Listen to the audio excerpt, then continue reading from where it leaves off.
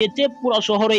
ইতিমধ্যে পুলিশের সাথে ব্যাপক সংঘর্ষ চলছে, পুলিশকে ধুলাই দিচ্ছে হেফাজতে ইসলামের নেতা কর্মীরা। এমনকি কঠিন হুঙ্কার দিয়ে যে বক্তব্য দিয়েছেন, সরকারকে যে আলটিমেটাম দিয়েছেন, সেই ভিডিওটি আপনাদেরকে দেখাবো। অত্যন্ত গুরুত্বপূর্ণ একটি ভিডিও, তাই ভিডিওটি এক সেকেন্ডও না টেনে পুরো ভিডিওটি দেখতে থাকুন। চ্যানেলে নতুন হলে সাবস্ক্রাইব করে রাখবেন পরবর্তী আপডেট পাওয়ার জন্য। ভিডিওতে একটি লাইক দিয়ে দেখতে থাকুন সম্পূর্ণ ভিডিওটি।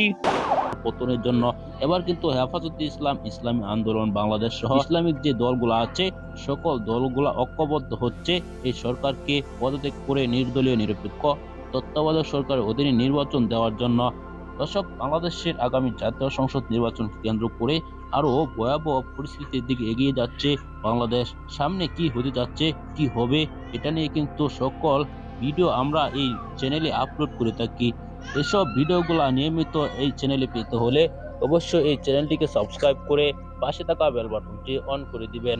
দর্শক, এই ভিডিওতে আপনার যদি ভালো লাগে থাকে অবশ্যই একটি লাইক দিবেন। পরবর্তী ভিডিও পাওয়ার জন্য সাবস্ক্রাইব করতে ভুলবেন না। এই মুহূর্তে বিদায় নিচ্ছি, দেখা হবে পরবর্তী কোনো ভিডিওতে। সে পর্যন্ত ভালো থাকুন, সুস্থ থাকুন। আসসালামু আলাইকুম ওয়া রাহমাতুল্লাহ।